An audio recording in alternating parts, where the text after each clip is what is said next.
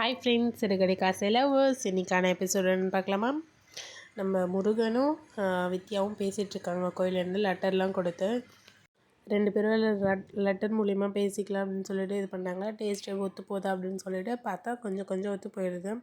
ஒத்து போவதெல்லாம் நான் உங்களுக்காக மாறிடுறேன் அப்படின்னு சொல்லி முருகன் சொல்கிறான். நீங்கள் ஏன் எனக்காக மாறணும் அப்படின்னு சொல்லிட்டு, பிடிச்சவங்களுக்காக மாறுறதுல எந்த தப்பும் இல்லை அப்படின்னு சொல்லிட்டு அப்புறம் 2 பேசிகிட்டு இருப்பாங்க. சரி, எனக்கு ஒரு டவுட்டு, நான் ஃபோன் பண்ணிட்டு வரேன்ட்டு வித்யா தள்ளி வந்துட்டு மீனாக்கு ஃபோன் பண்ணுறாங்க. இந்த மாதிரி எனக்கு பிடிச்சதெல்லாம் அவங்க ஓகே சொல்கிறாங்க, கொஞ்சம் கொஞ்சம் ஒத்து போகல, ஆனால் மாறுறேன்னு சொல்கிறாங்க அப்படின்னு சொல்லிட்டு.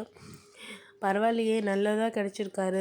சரி, உடனே ஓகே சொல்லிடாதீங்க, கொஞ்ச நாள் எழுங்க, நம்ம உடனே ஓகே சொல்லிட்டா நமக்கான வேல்யூ இருக்காது அப்படின்னு சொல்லிட்டு சொல்கிறாங்க.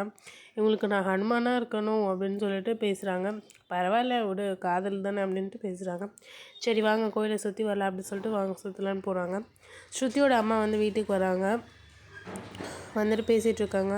வாங்க, நீங்கள் பண்ணுறதெல்லாம் பார்த்தீங்கன்னா எதுவுமே சரியில்லை, ஏன் இப்படி தயான்னு குதிச்சுட்ருக்கீங்க, என்ன நினச்சி சொல்லுங்கள் அப்படின்னு சொல்லிட்டு. உங்கள் வீட்டில் எதாவது கஷ்டமா, இந்த செக் தரேன், நீங்கள் எவ்வளோ வேணால் ஃபில் பண்ணிக்கோங்க அப்படின்னு சொல்லிட்டு சொல்கிறாங்க. எங்கள் வீட்டில் கஷ்டம்னு உங்ககிட்ட சொன்னோமா நாங்கள், நீங்கள் தேவையில்லாமலாம் எதுவும் பேசாதீங்க அப்படின்னு சொல்லிட்டு மீனா சொல்கிறாங்க. இல்லை நான் அப்படி சொல்லலை, நீங்கள் இந்த மாதிரி ஸ்ருதி இப்போ டேபிள் ஆள் எடுக்கிற வேலைக்கெலாம் அனுப்புகிறீங்க, அவள் சாப்பாடு என்ன வேணும்னு போய்ட்டு இது பண்ணிகிட்ருக்கா, அவரும் என்னமோ உள்ள அடுப்படியில் சமைச்சிட்ருக்காரு, எங்கள் 2 பேருமே இப்படி கஷ்டப்பட்டுட்ருக்காங்க, உங்களுக்கு இந்த மாதிரி மருமகளும் வந்தால் எப்படி இருக்கும் நீங்கள் சொல்லுங்கள் அப்படின்னு சொல்லி பேசிகிட்ருக்காங்க. நாங்கள் அவங்கள போக சொல்லலை அப்படின்னு சொல்லிட்டு. அப்புறம் மீனாவும் முது அம்மா சொல்லும் போது அண்ணாமலை சொல்லுவாங்க, நீ அங்கே போய் நில்லு அப்படின்னு சொல்லிட்டு.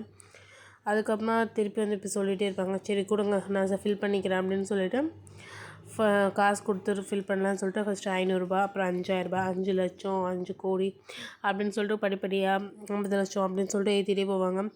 5 கோடி ஆனவுடனே என்னென்ன இவ்வளோலாம் போடுறீங்க அப்படின்னு சொல்லிட்டு சொல்லுவாங்க. நீங்கள் தானே சொன்னீங்க காசை கொடுத்து எல்லாமே சரி பண்ணிடலாம் அப்படின்னு சொல்லிட்டு அப்படி சொல்லுவாங்க.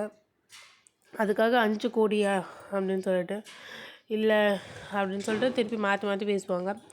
அதுக்கப்புறம் செக்கை கிழிச்சு போட்டுருவோம் மொத்தம். அதுக்கப்புறம் சொல்லுவாங்க, இந்த மாதிரி காசுக்காகலாம் நாங்கள் இது வரைக்கும் உங்கள் பொண்ணு பையனும் சம்பாதிச்சு இந்த வீட்டில் யார் சம்பாதிச்சு எங்களுக்குன்னு ₹1 கொடுத்தது கிடையாது, நாங்களும் கேட்கவும் மாட்டோம், அது அவங்களுக்கான டைம் ஸ்பெண்ட் பண்ணுறதுக்காக உங்கள் பொண்ணு போயிருக்கா, நீங்கள் சொல்லியே கேட்காத எப்படி நாங்கள் சொன்னால் கேட்பா அப்படின்னு சொல்லிட்டு பேசுவாங்க அண்ணாமலை.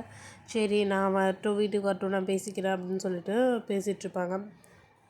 அதுக்கப்புறமா திருப்பி எங்கள் மாமனார் காசுக்குள்ள ஆசைப்படுறதில்ல அப்படின்னு சொல்லிட்டு சொல்லுவாங்க. அதான் உன்னை பார்த்தாலே தெரியுது, ஒன்றும் இல்லாத வீட்டிலலாம் உன்னால் மருமகளாக எடுக்கும் போதே எனக்கு தெரியும் அப்படின்னு, நீங்கள் தேவையில்லாத வார்த்தைலாம் பேசாதீங்க அப்படின்னு சொல்லிட்டு சொல்லுவாங்க. அதுக்கப்புறமா நம்ம டிராஃபிக் இன்ஸ்பெக்டர் வருவாங்க சீதாவை பார்க்கறதுக்காக.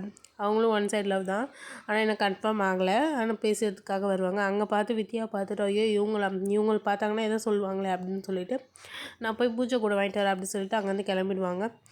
அப்புறம் traffic inspector Murugan already friend இல்லை, உங்கள் லவ் செட் ஆகிடுச்சா என்ன இதுன்னு விசாரிக்கிறதுக்காக விசாரிச்சுட்ருப்பாங்க. எனக்கு செட் ஆகலப்பா, ஒன் சைட் லவ் தான், உனக்கு ஆகிடுச்சா அப்படி கேட்பாங்க. இல்லை இன்னும் எனக்கும் அப்படி தான் சார் இருக்குது, எதுவும் ஓகே ஆகிற மாதிரி தெரில, உங்களை அடிக்கடி இங்கே பார்க்குறேனே, கோவில் இங்கே பக்கத்தில் தான் இருக்குது, நீ எவ்வளோ நாள் மனசுலேயே வச்சுருப்ப, உடனே சொல்லிடு அப்படின்னு சொல்லுவாங்க. கோயிலை சுற்றி ஐ ஐ ஐ லவ் லவ் அப்படி சொல்லிகிட்டே வருவாங்க. ஏங்க இது ஐயர் கோவில் இல்லைங்க, அம்மன் கோவில் தான், நீங்கள் சொல்லுங்கள் அப்படின்னு சொல்லிட்டு வித்யா கூட கிண்டல் பண்ணிகிட்ருப்பாங்க. அப்படியே சொல்லிவிடுவோம். சரி நாளைக்கு சொல்லலாம் அப்படின்னு சொல்லுவாங்க. அதுக்குள்ளே இன்றைக்கோட எபிசோட் முடிஞ்சிடும். நம்மளோட சேனலை சப்ஸ்கிரைப் பண்ணிக்கோங்க, அப்போ தான் நாளைக்கான வீடியோ உங்களுக்கு வரும். தேங்க்யூ, பாய்.